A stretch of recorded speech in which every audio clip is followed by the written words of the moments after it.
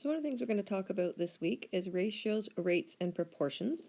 So we're going to start with rate. A rate compares quantities that are measured in different units. So a unit rate is something that describes something for one of those things. Examples are like kilometers per hour. How many kilometers can I drive in 1 hour? Or deli meat is sold in dollars per pound. How much is it going to cost me to buy 1 pound of meat? So you generally have a larger number in the numerator, and the denominator is represented by one of whatever that unit is you're trying to figure out. A ratio is something that is a comparison of quantities measured in the same units. So remember, the rate was different units, right? Kilometers per hour, dollars per pound. A ratio compares something that's in the same unit. And there are three different ways that we can represent a ratio. There's word form, ratio form, and fraction form. So the word form of a ratio just uses the word 2, so it's like 2 to 3. Ratio form uses those two dots, looks like a colon that you would use before making a list when you're using English. So that's the ratio form. And the fraction form puts the first number over top of the second number. So these are three different ways to represent a ratio. Now in this case, because a ratio can also be written as a fraction, it can be simplified just like a fraction can be simplified. So 3 to 6, you're looking for, is there a number that I can divide both 3 and 6 evenly by? And of course the answer is yes, that is 3. So I can reduce 3 to 6 by dividing both numbers by 3, so that I actually end up with 1 to 2. And you can know that because when you look at it in fraction form, and we've talked about this before, but when you look at it as a fraction, if I have 3 of 6 pieces, I have half, or I have 1 over 2. So I can divide both of those by 3. 3 and 6, 3 divided by 3 is 1, 6 divided by 3 is 2, and that's how I get my equivalent ratio and my equivalent fraction. So a proportion is simply a statement that two ratios are equal. It can be written in two ways. One is like saying 20 is to 25 is as 4 is to 5. Or it can, so basically what a proportion does is if we know what the one ratio is, and we only have one part of something else, we can figure out what the corresponding proportion would be. So if we say that the ratio of girls to boys in the class is 3 to 4, and I say that there are 12 boys in the class, I can figure out how many girls there are in the class by using the proportion. So if 12 is 3 times as many boys, I know that there has to be 3 times as many girls, which means that there will be 9 girls if there are 12 boys. So I'm only going to do 1 or 2 of each of these examples, and then I would like you to finish the other ones for your homework because you will have both the video and this handout in Google Classroom for you. So I will help you along with some of them, and I would like you to finish the others on your own. So first question, express the following ratios in their simplest form. That means lowest terms. So you're looking for what's known as a common factor. So we're looking for a number that can divide evenly into both 4 and 2, that after you do that division, you're still left with a whole number. And I know that I can divide 4 and 2 both by 2, so that this ratio in simplest form is like saying 2 to 1. So 4 to 2 is just the same way as saying 2 to 1. So now we're going to look at 5 to 35. So I'm going to look for a number that can divide into both 5 and 35 evenly. So when you've got nice small numbers like this, always start with the smallest one.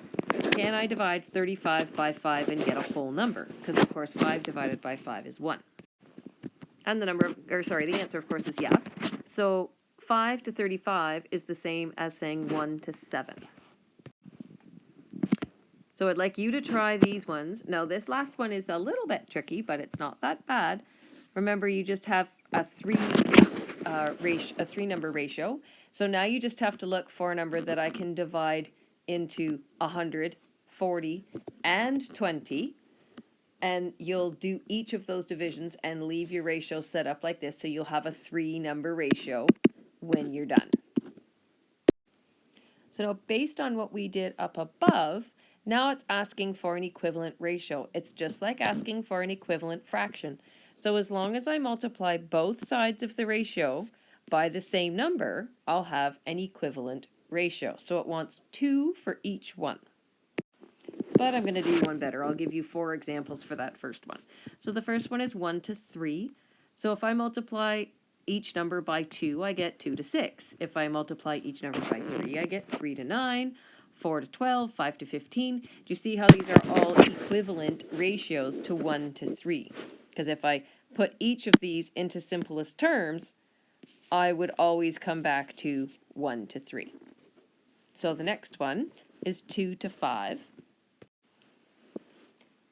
So these equivalent ratios, 2 to 5 is equivalent to 4 to 10, or 6 to 15, or 8 to 20, or 10 to 25. So if you think back to the proportions, proportions are just really coming up with equivalent ratios. So if I told you, here's here's what we used before. Say the ratio of girls to boys in the class was 2 to 5. Well, if I knew there were 10 girls, how many boys would there be? Well, because I multiplied 2 by 5 to get to 10, I have to do the same thing to the 5 to get to 25. So you try these 2 ones on your own. And remember, same thing applies as to the other question up here. As soon as I have at third ratio, don't worry about it. Just do the same thing to all 3 numbers to get your equivalent ratio. So now we're going to find the missing term in each ratio. These are proportions. Right? I gave you a ratio and I gave you part of the other ratio. So we're going to figure out what proportion that would be. So I always look at the 2 numbers that I know. And because you always have to have 2 of one of those proportions. So I know that if I take 5 and I multiply it by 4, I get 20. Well, just like we had for the other equivalent ratios, I have to do the same thing to the 3 to find the missing term in my equivalent ratio or my proportion. I'm going to skip down and I'm going to do letter F after we do B, and then I'll leave you the other 3 to do on your own. So remember, to have an equivalent ratio, I need one complete ratio and the one part of the other so that I can figure out what my scale factor is, right? What did I multiply the smaller ratio by to get my larger proportion? So in this case, 3 to 7 has been scaled up 5 times, so I multiply 3 by 5 and 7 by 5 to get 15 to 35. Now I would like to do this one with you because I've got that 3 portion ratio again. So I always have to have, this is a proportion, it's 3 to something to 7 is 12 to 20 to something. Well, I always have to know one of the pairs, and in this case, I know the first pair. And so I know that this smaller part of the proportion is going to be multiplied by something to get to the larger or the scaled up version of that proportion. So I look at the 2 that I know, and I know that I have 3 times 4 to get to 12. Now you're going to have to work backwards for this one. And so if I'm multiplying going this way, it means that if I'm going this way, I have to divide. Because I had something times 4 gave me 20. So the opposite of something times something is saying it's 20 divided by 4. So that gave me 5. And then this one, I'm going to the right, so I'm going to be multiplying. So this one's a times 4, and 7 times 4 is 28. Now you have done these before in the exact same way that we have just been doing. This is just a proportion or an equivalent ratio or an equivalent fraction. This is what we've been doing. Now we're just asking you to solve for x. So we're saying, what do I have to do or what did I do to 4 to get to 8? Well, I multiplied it by 2, which means I have to do the same thing to the 3. So x is going to be equal to 3 times 2, or x is equal to 6. I would like you to write it out like that. Don't just give me some random number written down that doesn't have x attached to it. You have to have x equals whatever x is equaling. So now we can use some of our turning algebra into math. So I have 6 times something is 24.